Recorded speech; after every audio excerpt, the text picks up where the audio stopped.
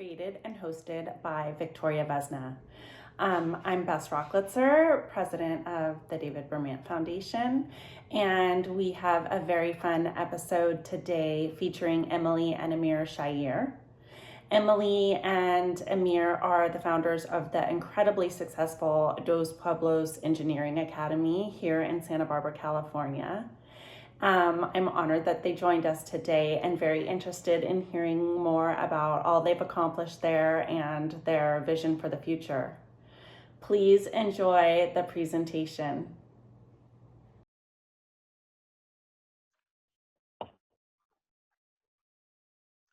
Hello, everybody, and welcome to our 9th episode. We are now shifting gears from the collection to some of the educational projects that have been funded by the David Bermant Foundation. And I will stand first and say that without the foundation, the Arts Eye Center would not function as it has been. We had major support from the foundation. The students have benefited amazingly, not only from the grants for small projects, but also disadvantaged students were able to attend our summer programs. And I know from firsthand that David Bermant really believed in the connection of art and science. This is the reason that he was collecting kinetic art in the first place, and very much felt that education needs to shift. So what we're focusing on today is work that's on science, technology, engineering, arts, and mathematics that's shifting as we're speaking. It started as STEM and then moved into STEAM, and now we're looking at how it's actually exploding into something wonderful. And I use that word in a positive way because I think connecting these two worlds and creating a third culture is absolutely necessary, this intersection of our humanity that's kind of on a precipice. So to save the world, we need to educate the youngsters to really not separate art and science. And with that, I would like to briefly introduce Amir Abo Shaeer and his second best or first best husband and wife team, Emily Shaeer. They've been working together for 2 decades now on creating these intersections of science, technology, engineering, arts, and actually formed a school, Dos Pueblos School in Santa Barbara. Students from their program have exhibited in Exploratorium at the Moxie Museum. That's a new museum in Santa Barbara. And it's just wonderful to see how they've grown, and we'll hear all about some of their really inspiring projects. I've invited 2 guests to introduce their work in this field, people who I have known for quite a while now, and I admire their work in the field. CLAUDIA SCHNUGG is joining us from Austria. She's a curator, a collaborator, and a researcher, and we've worked together. She actually was even in residence at the Arts Eye Center and the California Nanosystems Institute. And she is also an amazing writer. So anybody who's interested in STEAM and creating third culture and working in that realm should know of her work. So I asked her to briefly join us after the presentation of Amir and Ellen, and talk about her work, but also respond to their presentation. And then I invited also AGNES CHAVEZ, who is an artist and just like myself, really believes in extending artwork into pedagogy and working with science technology tools to raise awareness. And we're both currently working on Stardust. So we actually were intersecting about education and STEAM and Stardust. And so I wanted her to show a little bit about the wonderful work that she does with her students in STEMarts lab that is focused actually on disadvantaged students. We're going to be doing some work together this summer. So with that, I would like to thank again the foundation and also HarvestWorks for sponsoring this fiscally. And I hand it over to our wonderful couple. Welcome. Thank you. Thank you so much, Victoria, for such a nice introduction. As she said, we are a husband and wife team, and we're so grateful for the opportunity to share about the work that we do that has really been in large part enabled and inspired by David Bermant and his spirit and vision, and continued on in our relationship with the David Bermant Foundation. And we're excited to share about that and that pivotal influence of the David Bermant collection in our story. And so one thing that I like to tell people is that we have two children. We have a daughter, and the Engineering Academy is actually our second child in every way that would entail. And so we get to share that with you. And as you know, people usually like to talk about their children. And so we feel really blessed and fortunate to be able to share about our firstborn, the Dos Pueblos Engineering Academy. Okay.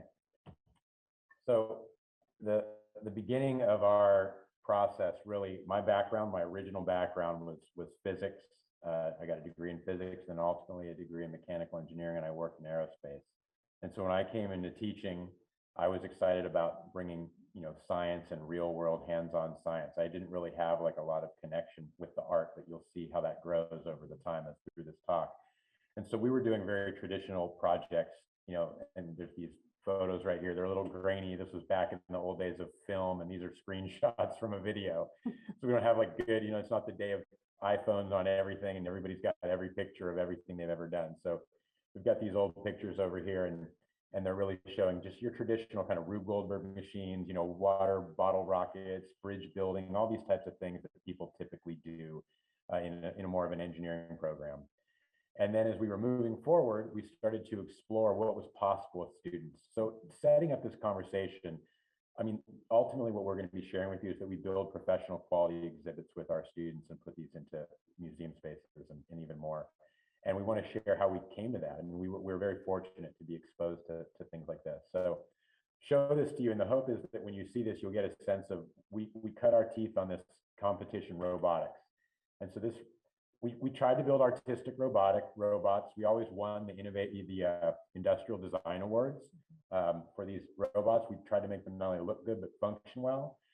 But the whole idea that we came to is, you look at this robot and you think, in 6 weeks, a team of students and their teachers with a challenge of building a robot that could shoot basketballs. And you can see this thing, it's just shooting basketballs. It's making them all, it's collecting them off the ground. And this really laid the foundation for kind of this, what was possible with students. And as we move forward, again, we'll take this, what was possible, and move from this kind of competition robotics into what we do now. And so to give you more context for this, you can look at this. You don't just build a robot that drives around. You actually, they're live on the field, and Emily will share a little bit about this because this was an exciting, long part of our history. It was about 10 years we did this. So, really, our roots were as the robotics program.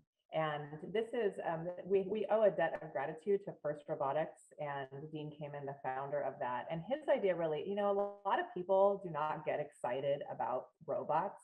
That's sometimes like a niche group of people who are like, robots are the greatest thing ever.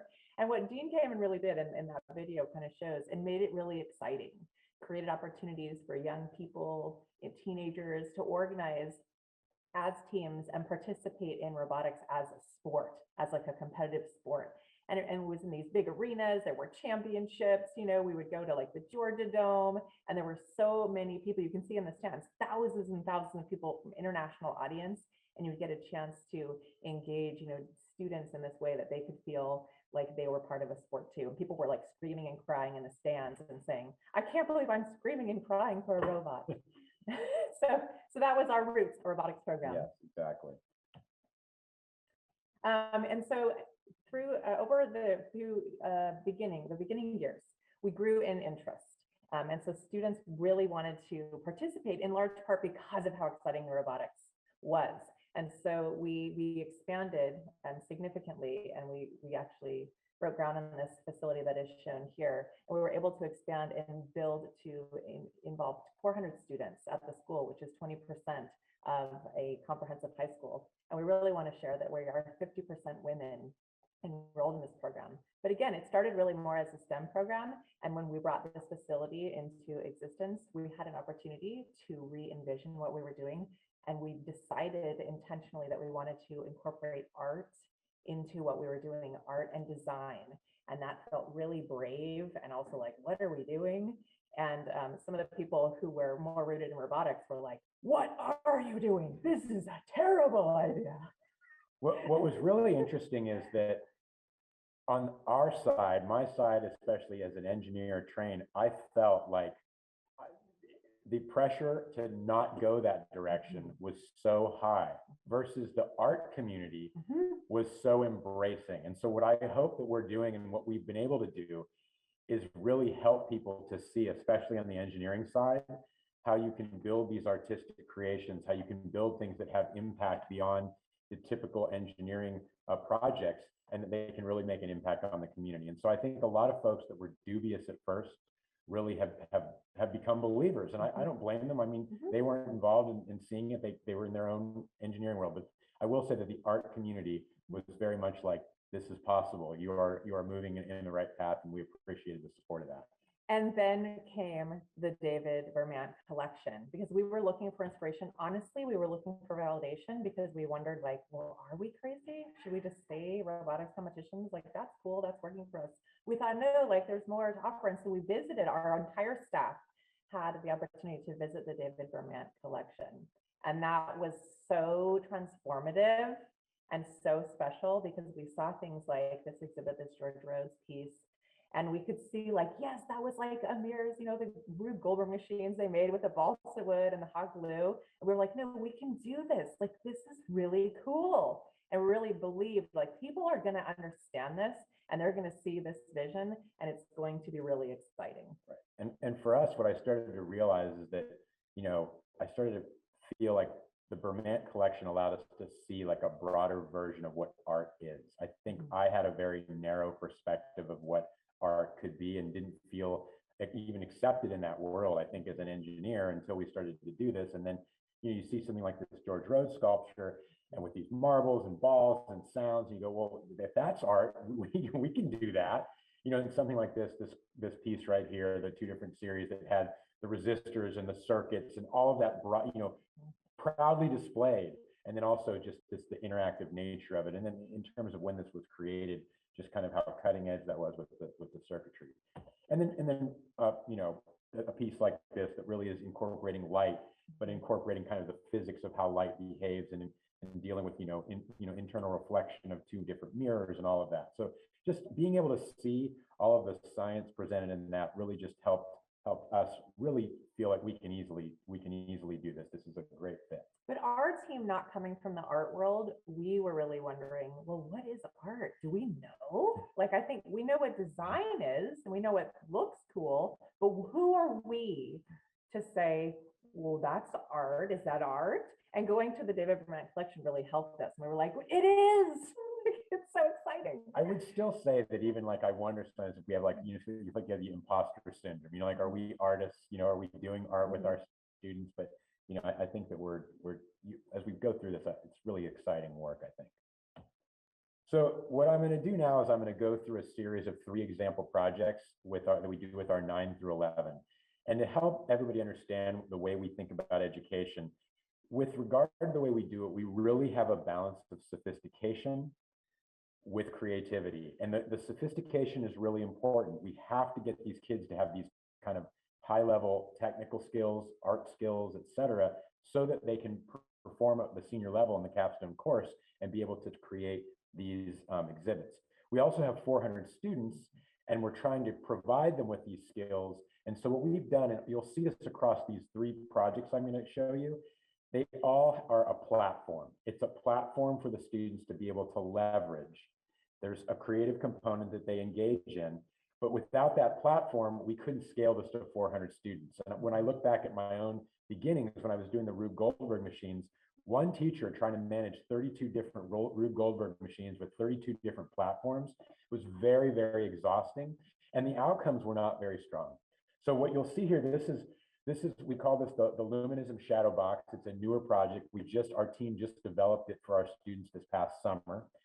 And on the left-hand side, and I'm looking over here, I've got two screens. On the left-hand side, you've got what it looks like in the day. It's a painting, it's basically a drawing, a pen and an ink drawing. It's in a frame, it's in a box. And on the right-hand side, what you see is what happens when the child or the student turns off their lights in their room. It's got a provision to hang it on their room or put it on their bureau or their nightstand. And what happens, there's a sensor, and the sensor knows that the lights are off, and then they write software to decide what to do. And so all the stuff you see on the right-hand side, all of that is being brought to light through the light being drawn through the back. And there's all these baffling techniques that we use. So we did that. So if you look, one of the hallmarks is we try to actually be able to let people see the insides, to see the engineering, the science. So this project, you're looking at the same project. It's now opened up, uses magnets to be able to close it and open it. And the idea is that a student could bring someone into their room. They say, how's that work? They can just take the magnetic frame right off and point to the inside and talk about the Arduino and the LEDs and the circuits. And you can also see the masking and baffling techniques we use. We use like aluminum foil because that ends up allowing no light to go through, and other strategies to keep and contain the light in the LEDs. And then what you see in the platform, in the box, that frame, what you can also see is that all of those components are on a Velcro background. So as they're designing, they can keep iterating and prototyping and readjusting and redesigning the circuit and redesigning the software until they're able to ultimately to make their project the way they want it to be.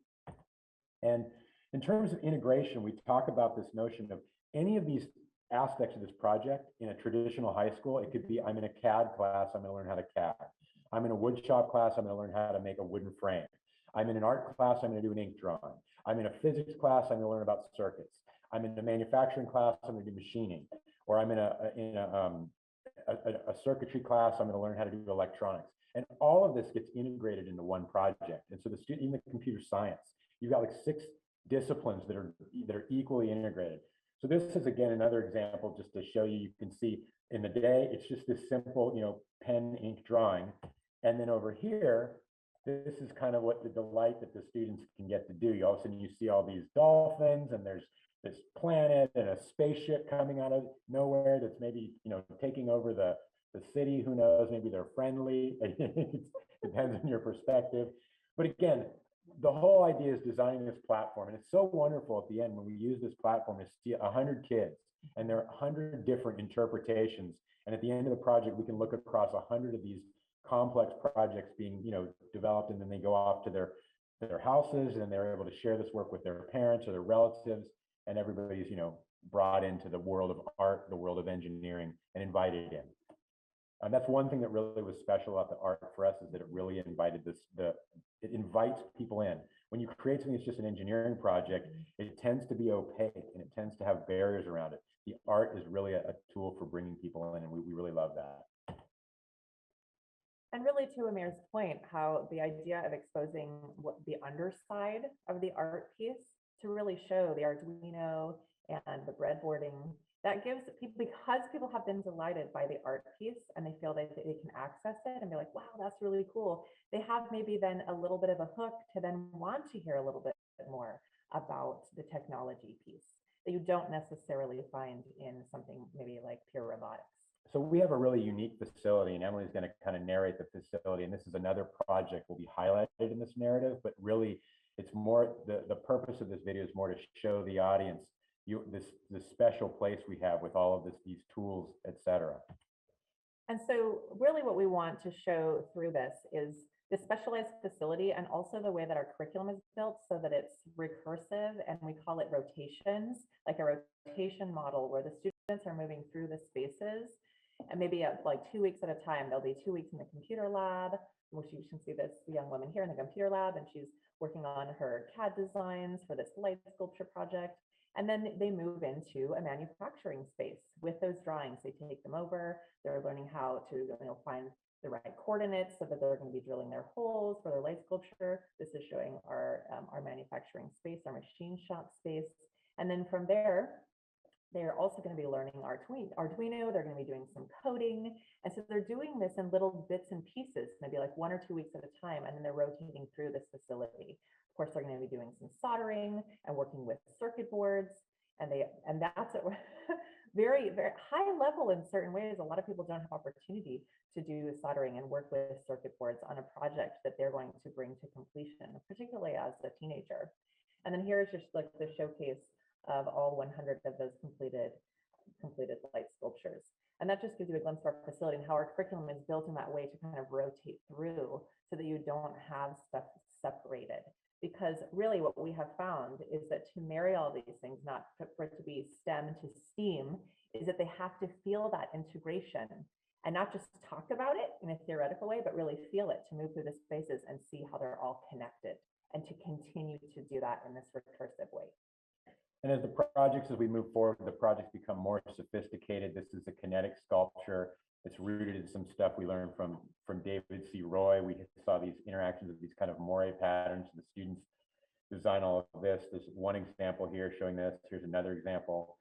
I think these videos, it's really interesting just how the different patterns the students come up with. The LEDs are all RGB, and so they can tune it to all the different colors and actually write the software. And there's sensors on the front, so when someone comes up to it, they can have an interaction that changes with the project as they move through it. And as we were talking about, it became really paramount for us, and we kind of stumbled upon that, but now it's a core part of our philosophy, to make the invisible visible. Because again, people are drawn in by those fantastic moire disc patterns on the front. They're like, wow, that's so neat. Did you get that at Sky Mall? And then the student will say, well, I made this. And then they can turn it around and really show and display and talk about the really sophisticated pulley system, the transmission system, all of the work that they did with the circuit boards.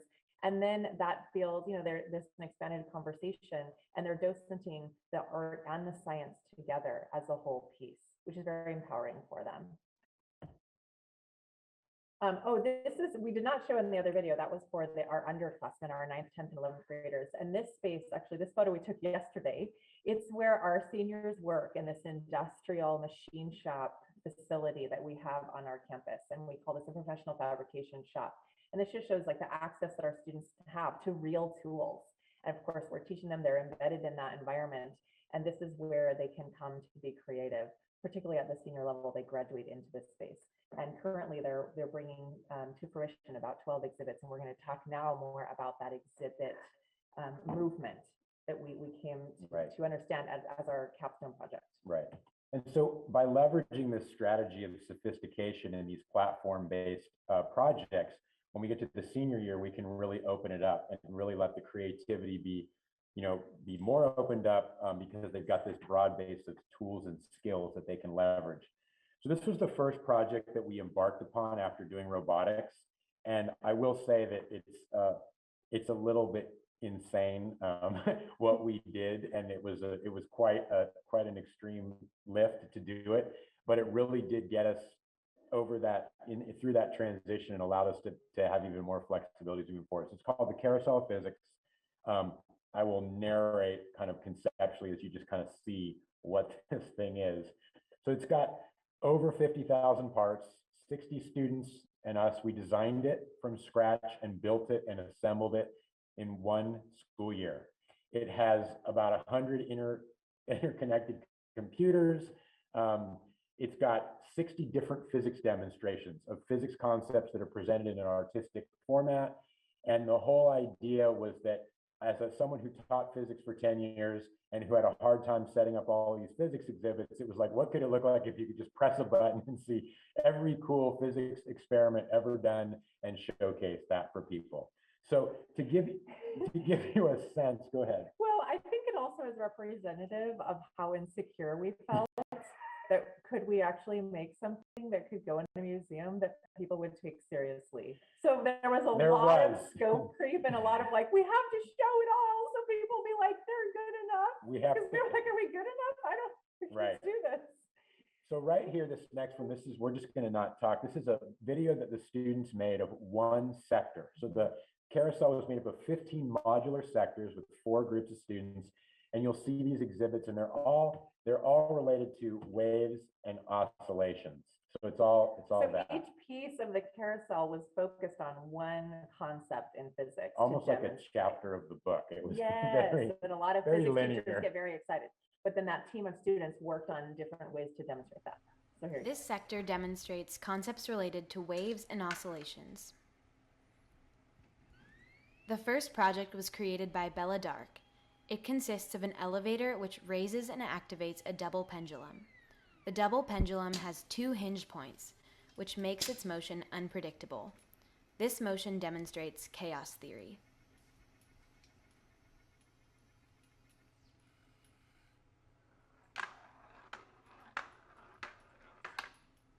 The next project was created by Jesse Spire. It consists of pendulums of different lengths that form a pendulum array. All the pendulums are initiated simultaneously, but because they have different lengths, they have different frequencies of oscillation. The varied frequencies allow the system to create many different wave patterns. This project also shows that a collection of single oscillators can collectively create wave motion.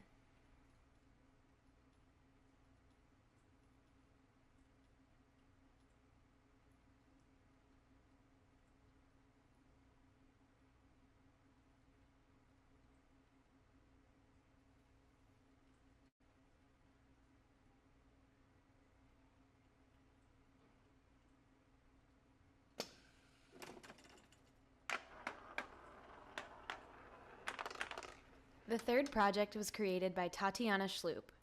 It consists of 169 rods that are driven up and down by cam-activated levers attached to strings and pulleys. This project demonstrates the superposition or interference of 2 plane waves. As the waves interfere with each other, their amplitudes either add or subtract. This effect can be seen when 2 water waves collide with each other and form new wave patterns.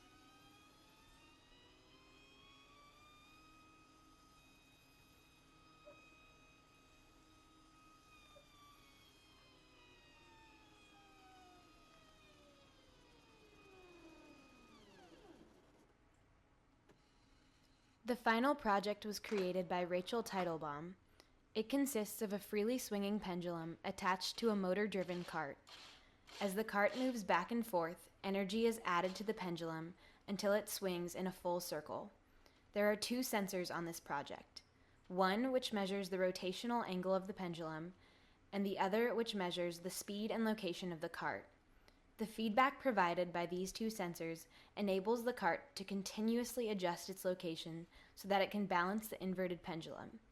This is similar to a person balancing a baseball bat on the palm of their hand with their eyes and hand acting as the sensors which provide feedback to their brain.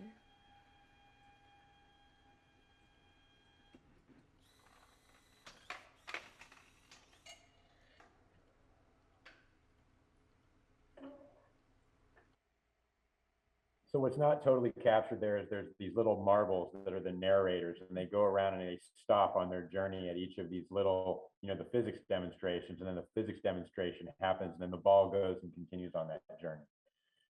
So moving forward. The Santa Barbara Museum of Arts had this on display as an installation for a number of months, and it really was very legitimizing. We were like, okay, we can do this, and maybe we don't have to try to fly to the moon every single year. Right. And we also, what we did differently is trying to have all 60 students work together. That was a wonderful idea, but having everybody be interdependent, it does cause for a lot of stress and problems. So now we typically do projects that are 6 or 7 students working on something equivalent to one of those sectors on the carousel, but something that is more, like I said, like it's not interdependent on everybody else. So this is, again, an example. You can see there's a relationship between this and one of the exhibits at the Bermant Museum. And what we did here is we actually articulated the glass. So you can actually do that. And then one step further, right now it's running automated in this video, but you can actually interact with it. As a person, you can change the color, you can put your finger on the touchpad, and you can drive the mirrors around to see how that happens. And then the side of the exhibit's open, so you can actually see the mechanisms to understand how it is that all of that process is happening and how you're getting those effects. And so we're just, the next collection is kind of just showing you, things that we do with this project right here. Again, about 10 students worked on this. This was installed in Moxie. This is more of a children's museum. And this is really, you can see the relationship between this and George Rhodes. So you see there's a ball lifter. And here, what we wanted to do is we wanted to bring people into a George Rhodes sculpture. So this kind of shows our manufacturing process. This is us making all the parts. The student right here, there's an elementary school student. They were playing with it while we were developing it, giving us feedback. And then we got another photo of the elementary school students engaging with it. And ultimately, the last picture is when it's installed in the Moxie Museum. This is what that looks like in terms of kids playing with it. So what you'll see with this is it's modular. The kids can take all of the parts and actually lift them off, and they're magnetic, and they can arrange them however they want. And just like George Rhodes, the balls are lifted, they get fed through the machine, and if the students successfully engage them back with the other part of the machine, the feed, you'll get effectively a perpetual motion machine. So the students are all, the young people are all working to try to get it to interconnect, and you've got all these components that work together. Right now, what's great about a project like this is because of its modularity, we continue to develop more magnetic entities to stick on. So currently, it's all about ball path, but we're adding sounds and bells and things like that. Some more of the types of interesting things that the George Rhodes sculptures had. And in addition to this, there's also, you can see on there, there's these objects that are, I'll circle it right here with my mouse. That allows the people to actually turn and gate the balls. So as they're designing it, the balls don't just keep coming. They can gate the balls on and off as they prototype. And one thing I think worth mentioning is that with the carousel, we really imagined viewers. And what we discovered, because we made it really beautiful and fun, is all the kids and all the adults too wanted to touch it, and they wanted to play with it, and they were grabbing up, and we're like, oh, please don't do that, except you actually want to. And we hadn't designed it to be interactive. And so then we were like, okay, that's ridiculous. We are making this really an attractive nuisance, but we want them to touch it. And we didn't design for that. We were designing for a viewer, which also shows we were insecure and very inexperienced in the world of art. And then we were like, no, we need to consider them users, not just viewers. Right. Interactive, really so they can do things. This is just kind of a nod to the Exploratorium, and really we have such gratitude for them and their partnership with us, and really their philosophy. We've modeled a lot of what we are doing after what they are doing, and just their whole aesthetic and their philosophy and approach of like invite everyone in and make it accessible so people know that it's a place to play, that it's a place to engage, it's a place to explore. And so we are so fortunate to be connected with them and work with them and to have their support and directly interacting with them over the last 6 years. Right. And through our work with them, they really inspired us to where we are with our next step of our journey. Which is, this is our last part we were going to share, is that we are in the midst of constructing a gallery space on a high school campus that's going to be completely created and docented by students for the community. And so this is just the architectural schematic of this gallery space. There'll be 12,000 square feet of gallery space on the bottom, and then also a roof deck on the top that will be 10,000 square feet. We're hoping to also be incorporating things like solar and water and the outdoor space.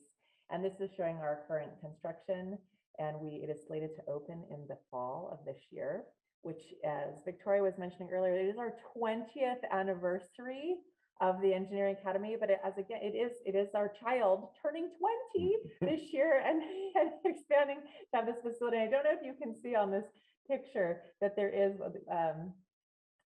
what do we call that? It's a support ring. Our support ring for an astronomical observatory that is going to be on the roof deck as well. So we are now going to be exploring astronomy, which we don't know that much about, and perhaps we're going to do something that's going to show our insecurity around that. We're actually going to create the carousel to actually lift off as a spaceship. I don't know if you wanted to say something about this. Oh, this is just our staff sitting in that ring. Yeah, so this is we took a little photo for New Year's to get some of our funders and donors excited, and this is us sitting on the structural ring on the occupiable roof deck, and just an example of what the dome will look like that'll mount to that. That'll house the telescope. And just these last few things to share with you. This new facility is going to enable not only this interactive opportunity with the community and the users, and for our students to feel very actively engaged with community members during school hours, after school hours, and weekend workshops, and during the summertime, but also to enable these other initiatives. These are just a few of those we wanted to talk about. Teacher professional development in the STEAM space. There's a lot of energy around that in education right now. People are like STEAM labs, STEAM centers, maker labs, things like that. But you know, there's not a lot of formal education for those instructors to learn how to do that. And so we are like, we should help them. We've been on this journey and we can help them. And so we do. We've already had some people actually come in and embed within our program and learn with us directly with our students in our facility, and then take what they've learned back to their sites. And so we'll continue with those opportunities and expand those, of course. Yeah, so right now the facility that our current facilities have allowed us to do this type of stuff in an ad hoc way, and the new facility is going to allow us to really embed that with intention. So we've had teachers now come for even a year of sabbatical and then go off and run STEAM labs at their elementary schools. But it's just, again, the nature of this whole facility will allow us to do this with much more intention. And the other initiatives are going to be related to elementary school outreach. Of course, that's so key to be able to bring students to our current facility and this new facility for them to have access to this idea of STEAM and this integration of art and design and technology. And what we are so happy to see is that young people, they don't have barriers around those things, maybe because of where we are in society. Let's hope we've made that progress. But when they come in and we bring them into these spaces and manufacturing spaces, et cetera, and when they're being mentored by the high school students, their sense of enthusiasm and excitement around that is palpable, and it's beautiful actually to witness. And one thing I think you were going to talk about, the women role models. Yeah, I mean, the women role models are great for two camps of students, actually. I mean, obviously the young women, you know, got a young woman in here, and she's actually having these elementary school students. She's teaching them how to make a part for one of our exhibits, and that's what we do. We bring the elementary school students in. We'll share with them the exhibit we're working on. We'll bring them onto an industrial machine, and we'll have them help make a part for it, and then they'll come back a couple months later and point to the project and be able to identify the part that they helped with. But the other thing is, when you've got the young men, you know, you got a 8-year-old boy, and they're being mentored on this industrial machine by a 17-year-old girl in our program. That really establishes early on in that young man's mind a very different paradigm of what women do and what men do. And I think we have so much socialization in our world about who is able to do what. And so as much as I think it's great for these women role models to help the younger women, I think the change that it elicits in these young men in terms of their perception of women is really, really critical. And it's really key for us to normalize, particularly in a public education space. This is for everyone. You all can enter in these different ways, these different rooms. You know, maybe manufacturing is your thing, and then you don't realize you like design. And so the last piece is going along with both these things, with education for elementary students and also for teacher professional development, is STEAM curriculum, working in partnership with other groups, and also helping folks know how to do that. Because a lot of STEAM education right now is done like, oh, we're going to come and do an activity for 15 minutes. And that's cool and that's fun and that's great. But really to do more kind of in-depth integrated curriculum and kind of a longer term project, again, this is not taught in teacher education programs. Right. It's not considered kind of like part of the core educational needs, although people are interested, they're hungry to do it, and they're like, well, how do we learn how to do that? And that's something that we're able to provide and work in collaboration with them. And then this last piece is a future concept. And a future hope. We're very excited about. Yes, so we're hoping that, you know, folks that are watching this in the world of art will look at this as where we're headed with this new facility. We really are excited about the idea of artist in residence, engineer in residence, whatever, anybody that wants to come and be in residence. We believe that we'll be able to provide housing, personal design studio space, all the materials will be provided, full access to all of our equipment, work with our team of teachers and staff and engineers, and some kind of commitment where it's like 3 to 9 months where you could potentially have like a sustained engagement with our team and sustained time in our facility and be able to do that. So we're put that out there to folks. We are not as connected with the art world any of you are, or even folks watching this. And if this commitment of time does not seem too ridiculous, I think coming here in this very special environment is a place where we can, we would love to host people. To say is that this is a public school, and I want people to understand that this is a labor of love of Emily and mine. We started a nonprofit with parents. We have tremendous support from the community, and this isn't something that just happened as some district initiative. It's our initiative. Now, what our goal is in having it be our initiative is to create this exemplar and help school districts see that this is what's possible, so that then this can be something that becomes a district initiative in districts throughout the country. So that's kind of like, in summation, what I think our vision is that we're hoping to achieve with this novel, just this novel approach of bringing a professional museum and leveraging student time in the way we're leveraging. And again, just acknowledging we wouldn't be here at all talking to you if it wasn't for David Bermant's vision and the ongoing support of the foundation. And we just are grateful for that. Yeah. And thank you for this opportunity. Yeah. Thank you so much. That was just so inspiring and brings joy and hope in this kind of pretty dark time that we're in at the moment. I just feel so excited to hear about all these efforts and where it's going. It's just amazing. And I will just tap into Agnes now, because you mentioned that you're starting to think of astronomy, and both of us are very much in that realm now, because I think it's critical for these young students to think of themselves as planetary citizens and to stop looking at the planet as a place that's divided into sections and broken up into borders and walls, but really to have a more expansive view of the ecology that's planetary, that we're part of, and to have these kind of destructive behaviors can be offset by bringing art and science together. So I'm just feeling that this is so perfect for Agnes to follow up. And in addition to commenting on what we just saw, I would like Agnes also to briefly introduce the very cool work that she's been doing, also self-initiated, I should say, as an artist. So that's a really nice connection, because you're reaching out to the art world. Amir, if you don't mind, stop sharing the screen. Yeah. We can move on to Agnes. There we go. Hi, everybody. Wow, that was really wonderful. You'll have to come to my community to share your work with my community, because you're right. This is a great model, and it really is needed everywhere. And teachers need to see examples of how it can be done within a public school, and on that scale is very unusual. So bravo! I love what you're doing. Yeah, and the interdisciplinary, the way you're mixing all the subjects, there's just so much to it. So yeah, thank you for what you're doing. So I thought we'll just, to make it really quick, I'm just going to show a couple of videos of to kind of give an example of the work that I'm doing. And I find what's really interesting is, like Victoria said, you're coming from the scientist to the art, and me, the artist to the scientist. So the imposter syndrome, I experienced it from the other perspective when I first started this. So let me do a screen share.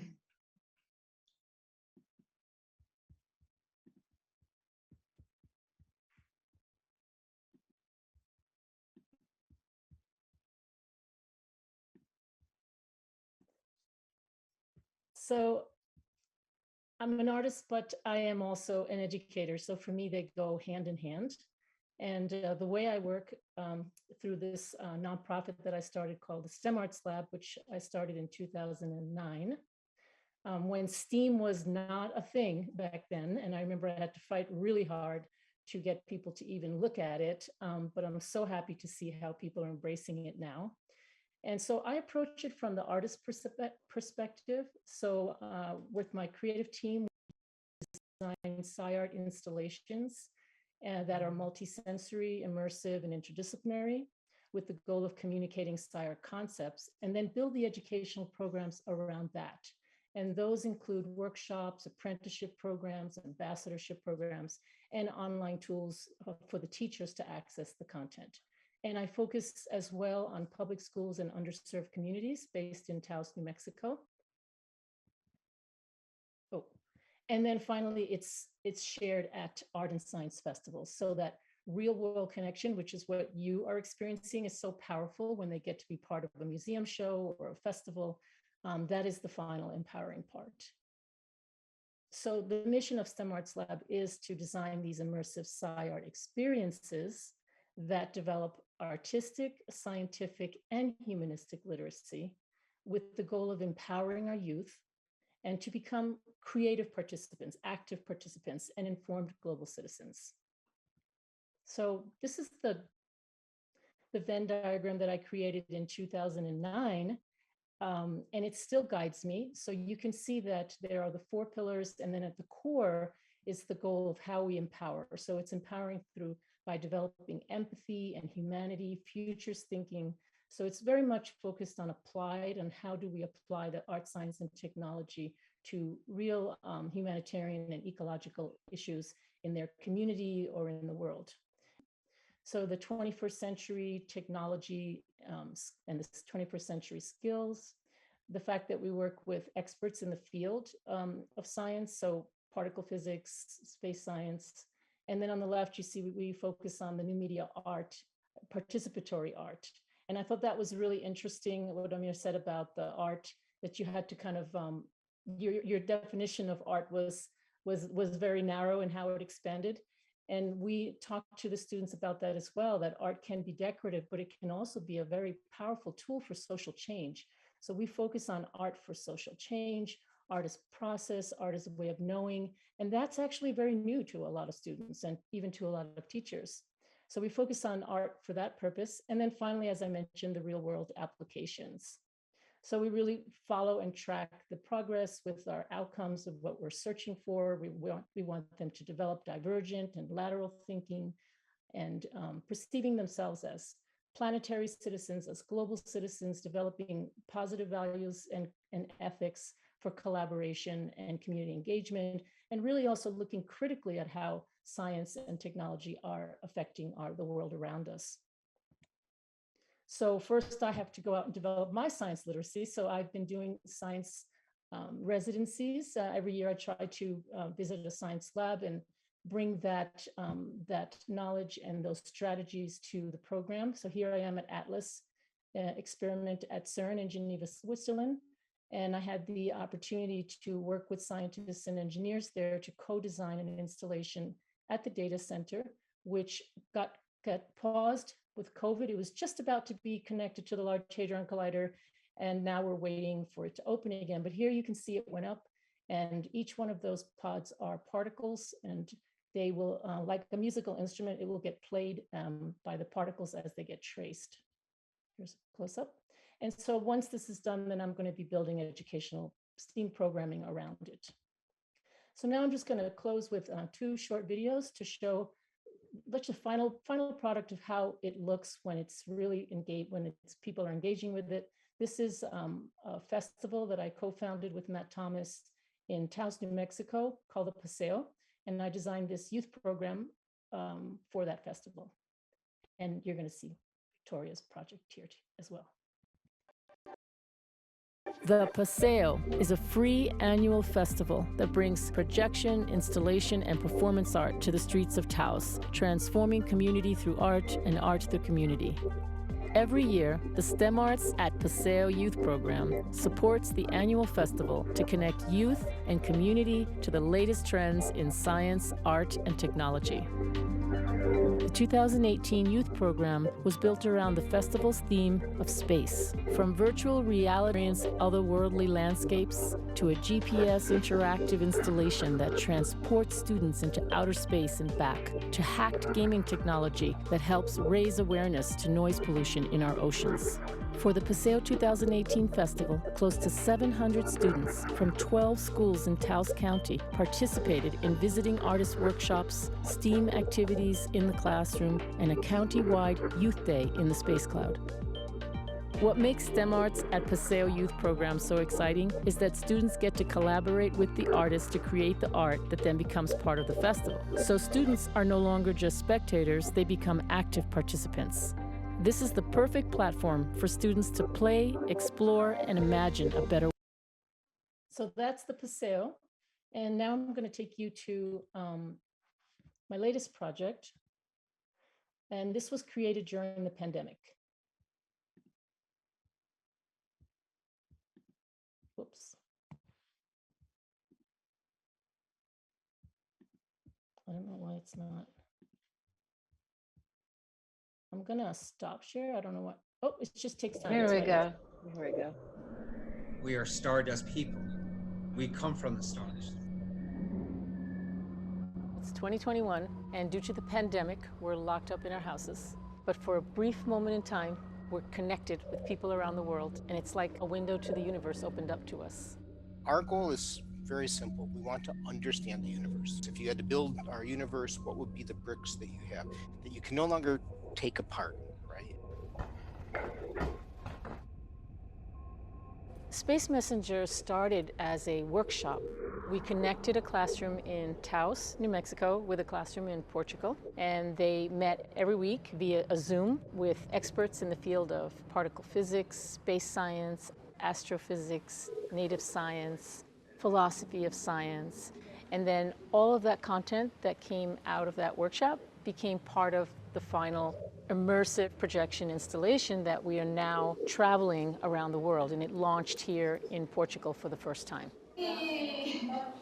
And what was it like to experience the projection on the wall? Oh yeah, you see the same thing I see. Yeah. Perseverance rover in Mars, and I thought, ooh, life in Mars. The students are really present in the installation.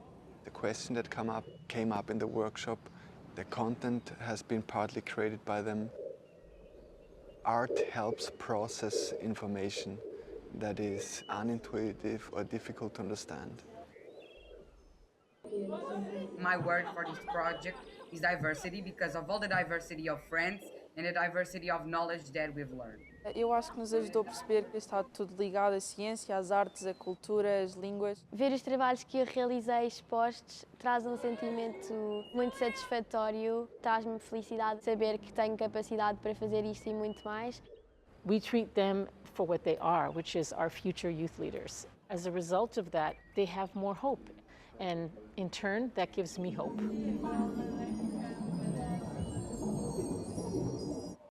Okay, and then finally, I build apprenticeship programs and ambassadorship programs for the students that want to go deeper and become part of the creative team, be experienced guides at the festival, and help with the installation and the development of the art, science, and technology.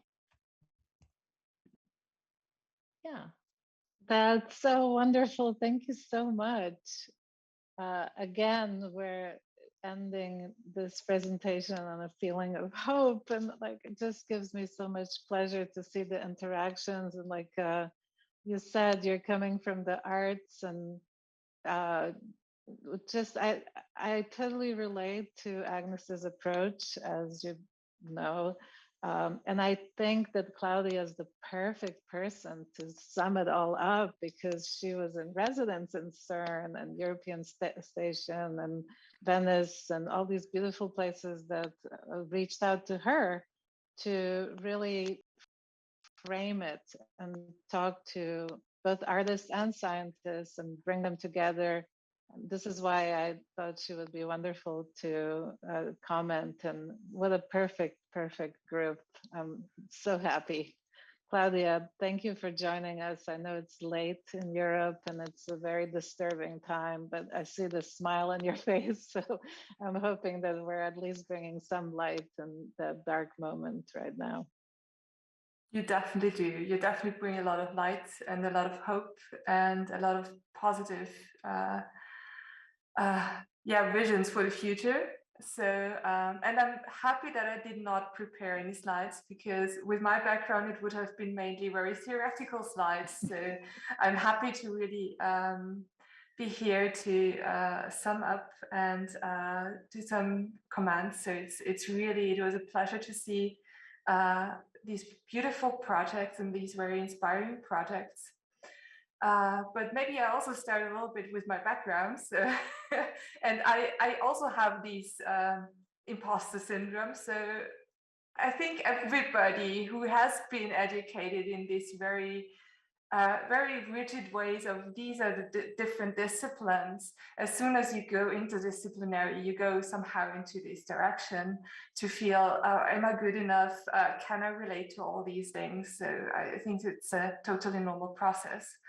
My background is social and economic sciences as a major. And for my PhD, I had a second or maybe a minor art theory and media arts. And I studied, as I said, from social economic sciences, very much from who are people, how are they working together, why are they working together, how do they influence each other. So very much from the core, from this intersection of social and economic sciences, where we try to understand how we work together, how we get motivated, how we learn, how we influence each other. So drawing from all these different disciplines, also from anthropology, from psychology, from learning theory, pedagogy, and so on and so forth. And very early on, when I did my PhD, I already came across Bermant's work in the sense of bringing art in public spaces related somehow to business, which when I did my PhD many years ago, I was really interested in why are other disciplines or even organizations, business organizations that have completely different ways of thinking, completely different logics. Why are they interested in the arts? How can they connect and how can we learn? So from that moment on, I started to go into this direction. How can we do artistic interventions, but how does it also benefit anyone who is engaging with that? And as I said, I have this strong background in social economic sciences. Stemming from people, I started to think about artists and scientists when they start to collaborate as actors and see what, when they work together, how it then gets back to them and helps them to be a better scientist, be a better artist, and also be more creative or more innovative or more able to bring in different perspectives and understand different perspectives. So I want maybe to start a little bit to comment on these wonderful STEAM programs. I'm just in awe of these programs, and I took a lot of notes, so just to walk you through or to sum it up a bit. So I really find this super interesting when you say that you bring together all these disciplines also, and that you also include art in order to create an interest for everyone. Because normally when we think of disciplines, we often think of we need to have the personality to be interested in one specific thing.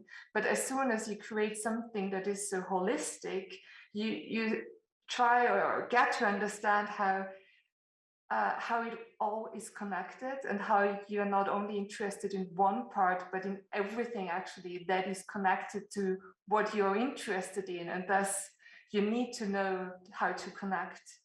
And this learning to connect, learning to understand how these different, then this other moment that you also described so beautifully, this moment of empowerment. Yes, I can do it. So also these believe in who you are and in your own motivations and your own next steps. So this is extremely important for people at a young age, but I think it is throughout all our lives that we need to be reminded of these things, and also be reminded of the relevance. And this is what we learn when we learn how to collaborate in these projects. And another aspect that I also am very much interested in my own project is when you say that it's so important for them to not only understand it, for the students, not only to understand it theoretically, but also to do it hands-on. So I have a background. So originally I was trained as a carpenter, and I know how you learn to feel things and how important embodiment is. So it is this kind of going from understanding something theoretically, doing it, and then going back and forth between implicit and explicit knowledge, and also starting to feel how things work. So even if something is not as, I don't know, sanding a desk or a wooden plate, but only understanding, oh yeah, okay, this physics law is working like that, and I somehow can grasp it differently is so important.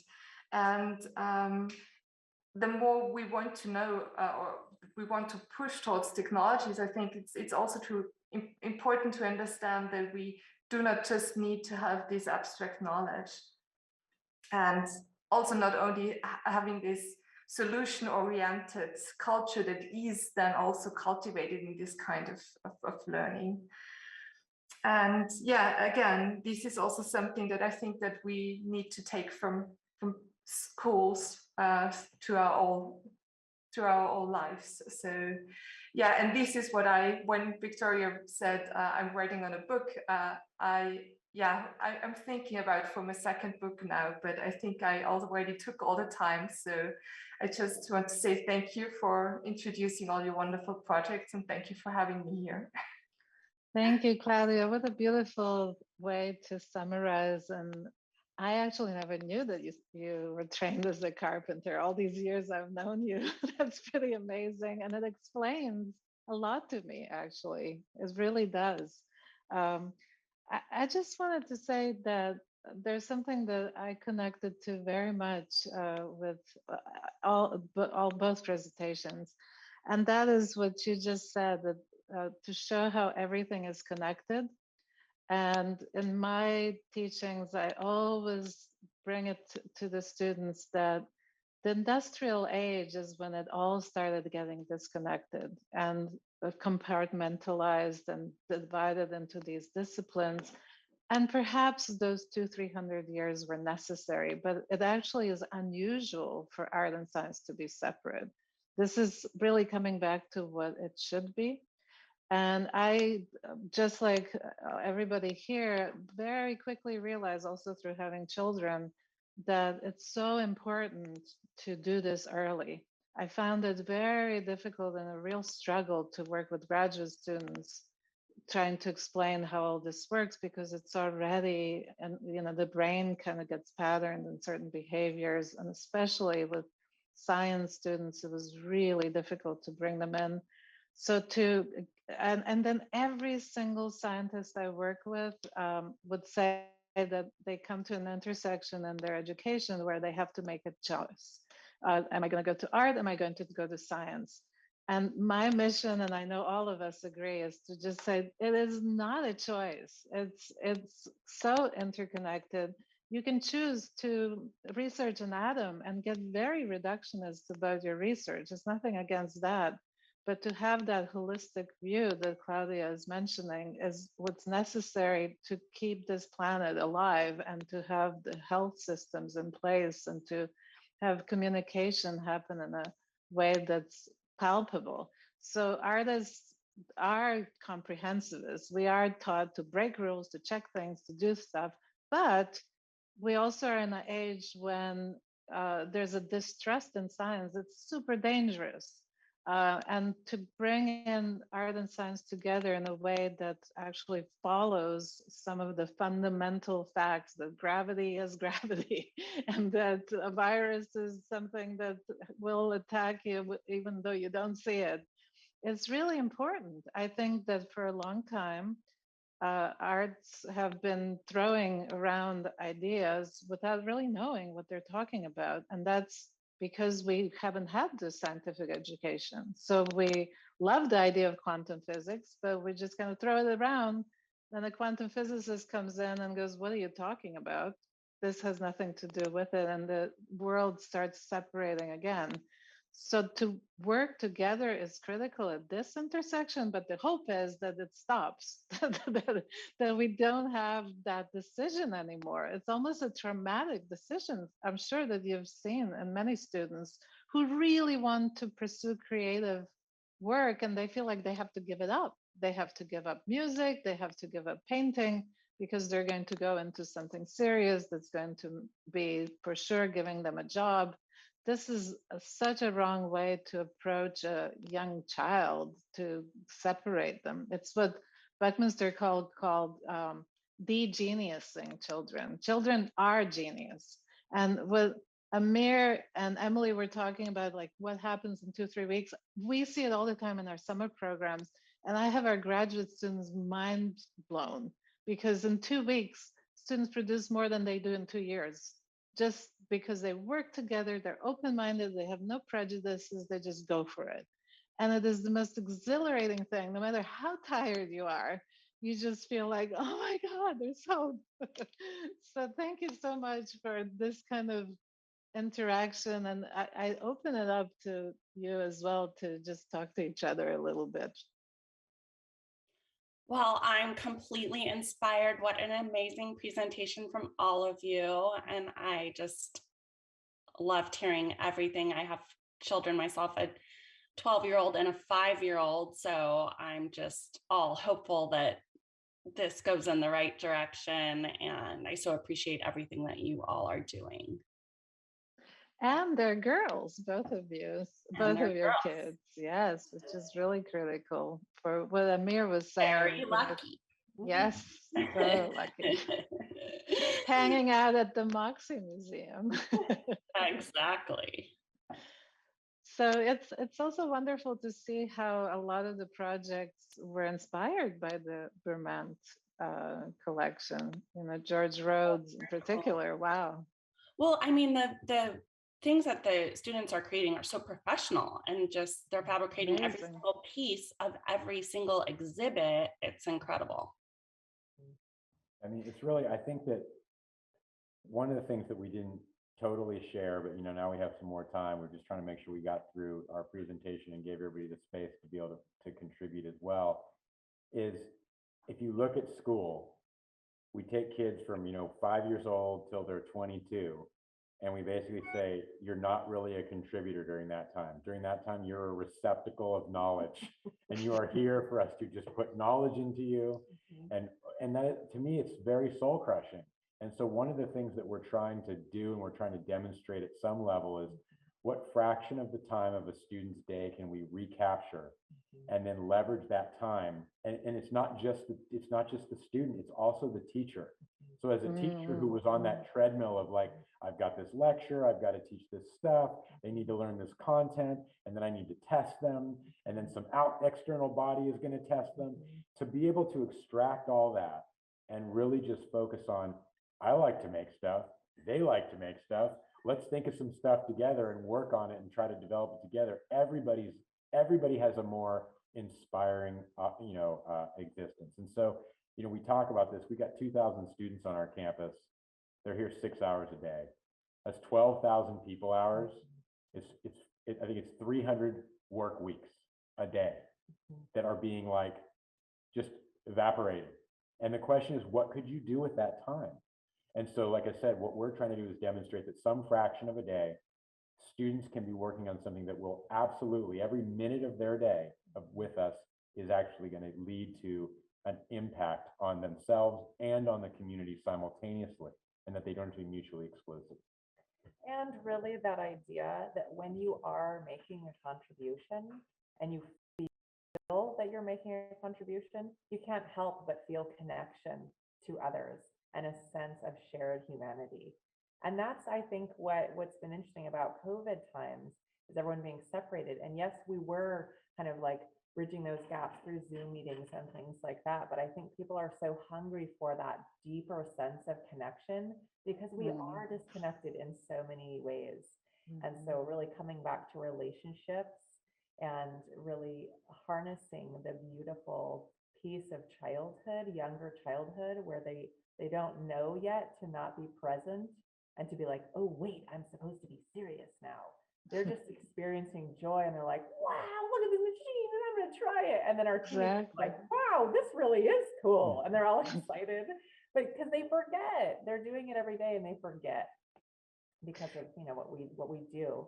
And I was very happy to see that you're planning to do artist in residency programs, because more and more of us are having work done, and like Agnes was showing, extending out into workshops and presentations, because a lot of the work actually involves a lot of research, deals with science, but ends up as an artwork.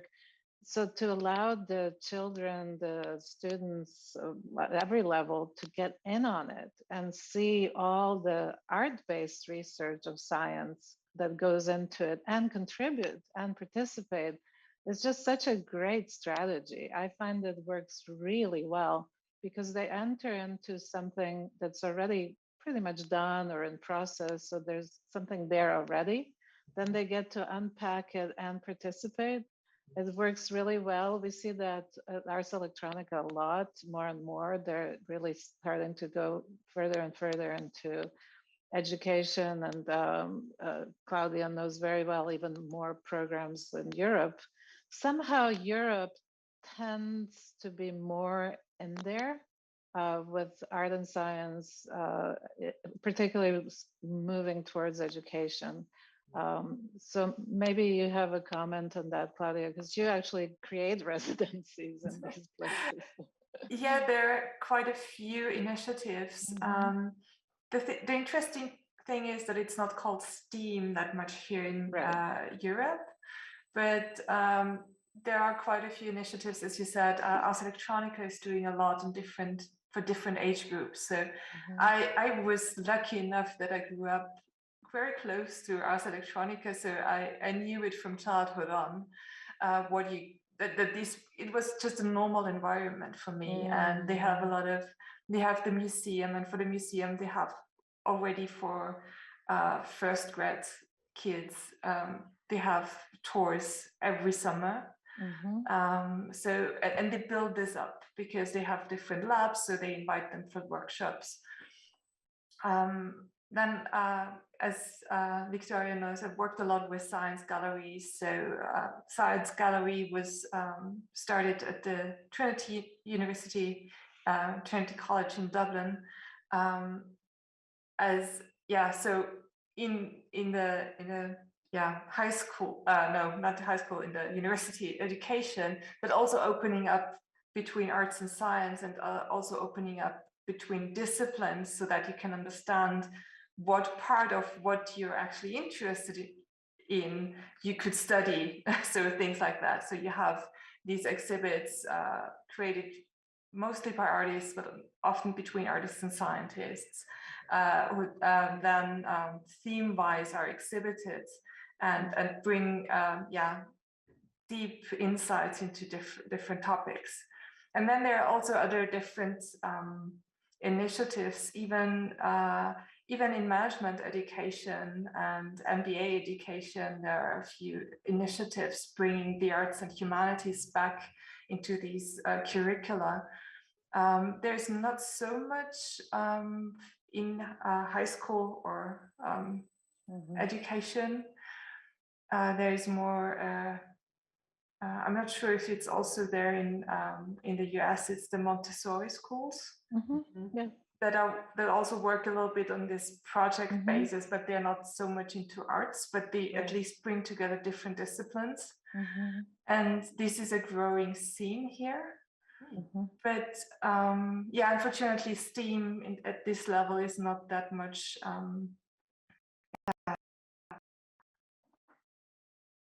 I mean, it's the same thing. It's the same thing, actually. Here it started, I would say in the 90s, maybe late 80s, as a push from Silicon Valley to go into STEM. So the science, technology, engineering, math, and I'm sure Amir knows all about it much more than I do. And it got a lot of government support, and it got a lot of pushback from artists like myself. We work with technology and science, and how come creativity and art and humanities are out of this picture? So arts was actually added almost like an afterthought, to be honest. And it's still treated like that to a large degree. For a long time, I wouldn't even use STEM or STEAM in any of our announcements, even though it was very much that. But eventually I started to kind of address it and really ask the question, what does that really mean? And how do you bring in environmental issues and ecology that concerns all of us? And how do you bring in mindfulness, especially when everything's falling apart around these young kids who they don't have a laid out path of what's next ahead of them. So they do need a lot of different tools, a lot of different ways of thinking to respond on their feet, to whatever may happen. We can't tell them, here's what's going to happen next. You'll get your degree, blah, blah, blah. It doesn't happen like that anymore. I think this is what you say here is something super important, because in that sense, and as it's often, or as has been advertised in some earlier movements, it's very much problem solving directed. So we just bring in the arts because we want to be more creative or more innovative or whatever, and we want to have better problem solvers. But what are the problems that we are creating, and why are they there, and do we want to have them solved or do we just want to go a different way? And so I find for once I find this idea of that you're thinking about right now with STEAM Reconfigured, adding ecology and mindfulness to all this bigger picture is super important. And on the other hand, it's really important to start this thinking of interconnectedness instead of just adding one discipline or one subject after the other to an ever-growing acronym, which is this problem-solving attitude, which is very much cultivated, especially within engineering and also economic business education, things like that, where you already have a very strict logics. So because as soon as you, and I think this word also came earlier, you're socialized in a specific culture. You're socialized not only in your culture as it's your local culture or your family, you're also socialized in the culture of the discipline that you try to somehow go and be conformed with and have a career and sustain your life. So and that includes the arts. I mean, that sometimes I find the art world being more resistant than even the scientific world in some ways. It's trying to solve problems using the same tools that created the problems is definitely not the way to go. It's really about thinking of what would be imagined as impossible and allowing that to be at the core. Just go for it and let's see what happens. And that's why it's really important to happen early in education, before you have to undo all this patterning and socialization and preempted kind of ways of thinking. Children are just amazing. I mean, when you allow them to play, and they're so pressured now. Their schedule in school is just unbelievable, and there's no room. I'm sure Amir and Emily can talk about that. And AGNES also has been working with disadvantaged students, which I think is really admirable, because her focus as a nonprofit and as a soul, artist working on this has been to give this freely away and allow students who normally would never have access to this to be part of something that's really giving them an opportunity to think creatively in relation to possibilities and opportunities in their lives that they may not see otherwise. So I really salute the work all of you do, really. I'm just so pleased. I wanted to ask, Agnes, I wanted to ask about the young people that you're working with, that beautiful work that you're doing. What is the language that they have around it? How do they talk about it? Do they think about it as STEAM? Do they think about it as ecology? Like, what do they come away with? Yeah. Well, first of all, I just wanted to say that as far as the age, it is so important to start early. And I say that now because I started with fourth, fifth, and sixth, and then middle school and now high school. And I can see even between fourth and high school, the difference in the patterning and breaking the patterning. And the other challenge that you've mentioned that I confront all the time is the fragmentation that exists in public schools, because I work with public schools in order to reach the diverse communities, as opposed to working with privileged schools or after school programs where only the parents who actually drive their kids to the after school programs get benefit from it. So I really commend you on working with public schools. And because that's really where you're going to get the diversity of students that are, reflective of the community in which they live. So I focus on working with public schools, but the challenge is the fragmentation. So they are, well, especially high school. So high school has that bell still. It still rings and divides every subject. First thing is get rid of the bell. So it's just really interesting. So I think that the way you've approached it is very similar to the way I've approached it, in that it's a very interventionist kind of approach. So I feel like I'm doing interventions. Like, I feel like that's what I do, because I have to figure out how to make this happen within that structure, which is the public structure, and I won't even go into all the other details. So even within a public school, there's the advanced placement students, and then there's the students that are not advanced placements. That tracking system that's in schools is terrible. And I'm always trying to get around that one as well, to make sure my program that I bring in doesn't just go to the kids that are already getting all the privileges within the public school. So addressing all those things is always on like part of the core ethos. And now I've been doing it since 2009, and I've been doing education for the past 30 years. So I kind of work my way around that, but it's still something that if you don't pay attention to it, you're not reaching the diverse populations. So in terms of how they respond, it's, I think, who was it that was saying, Claudia, you were saying how you grew up with Linz, and you're so lucky to grow up in Linz with Ars Electronica. You're so lucky to have had that. And one of the things our students say that have been growing up with that festival we started in our little town of Taos, New Mexico, which, if you don't know, Taos is a very small multicultural community with indigenous Pueblo that is a sovereign nation, and a Hispanic community that goes back to Spain. The conquistadores came here, and they still have a direct lineage to their Spanish culture, mixed with Mexican immigrants. It's a very unique community, which I respond to because this is my community. I am Hispanic as well. I'm first generation immigrant Cuban. So I have a very strong personal relationship to making sure that these populations have the same access.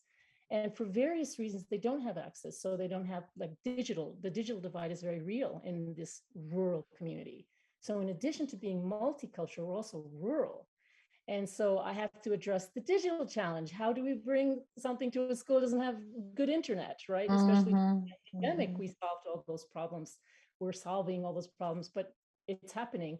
So in terms of the response, it's just like you said, Emily, once they experience this hands-on kind of work, it's natural. And so they all respond wholeheartedly and with joy, and there's just no barriers once you present it in this way, no matter what culture they're from. So that's been my experience. The question is how to get it in there. And that's why I said you have to come to our community and do some talks to our schools and show them how it's done. But it takes funding, and it takes also dealing with this fragmentation. So you ended up doing your whole high school now. That's a program within your high school, is that correct? It's like the best way to think of it is like it's a major within a high school. So they still are stuck with all of the constraints of the comprehensive classes and schedules. And what we've been able to do is capture some of the classes that are part of the requirements. We've captured the science, we've captured the art, we've captured the engineering, but they're still going and taking, Spanish in their other, in the traditional comprehensive high school. They're taking their math in the traditional comprehensive high school. It's so difficult because of how the content is fragmented. You can't bring it in like a little bit of it, because if you bring in just a little bit, it doesn't really count for anything. And so you kind of have to go, well, we're going to bring in as much as is necessary to do what we want to do. But I mean, ideally, and it falls under the umbrella of career technical education in the public okay. education space. Right. And that there's allowances there for specialized facilities, for Right. specialized curriculum. And so we were able to kind of maneuver a little bit within that space in California. And so we were fortunate. We feel very fortunate to be able to have maneuvered in that way. Right. That's interesting. I'm just starting to move into career development since I'm working with high school students now, and I'm seeing that little place that I could squeeze in. So it is there. Yeah. You can do it. And it gets even smaller when you get in a university. It's unbelievable. I mean, we have worked so hard to connect North and South Campus and try to squeeze it in, because the schedules get even more intense. So our summer program, what we do is when we bring the high school students who mostly want to go to sciences, by the way, but somehow feel like they're giving up the arts, we really give them the lay of the land. So they actually go to all these different facilities. And over the years, I found out that many, many students come during their entire undergraduate studies. They stay on one side of campus, a lot of times in one building. So these kids just going through campus and learning about what this biology is doing, neuroscience is doing, space science is doing, getting hands-on, they have a completely different way of expectations at the university. In fact, this becomes a little bit of a problem, because when they get to the university of choice, they're like, oh, how do I get to do everything I want to do now that I have this schedule that's like from 8 a.m. to 8 p.m. with very disciplinary, intense programmatic stuff. So it's a struggle, but I feel hopeful on many levels. Art and science, when we started, both around 2000, I think, we really started pushing into the educational realm. I'm sure that you had many people saying, what's art got to do with science? I had that all the time. And now I don't get that question anymore. It's become kind of a cool thing. Yes. So now it's a good opportunity, because it's become cool, and that's amazing, even though a lot of it has nothing to do with each other, and all kinds of things are called art and science. Doesn't matter. Let it be in vogue for as long as possible, because maybe there's actually going to be a department or some kind of real educational thing going on. I have students all the time asking, is there a minor? Is there a way I could keep going with this? Except, nothing so far, but I think it'll happen. It'll happen. I always say now, this is the century I've been waiting for, because I felt like a fish out of water until now. And I feel like I've always been up against like a world that I didn't really fit into. And the 21st century is it. Like, finally. It's catching up to us. It's catching up to us. Victoria. I do very well. Well, there is a lot to be said for that kind of congruence, where it's like it's coming together in that way. And I think we all need to, keep writing that. Yeah. It's great that there is momentum there, and that maybe this is our moment, Agnes.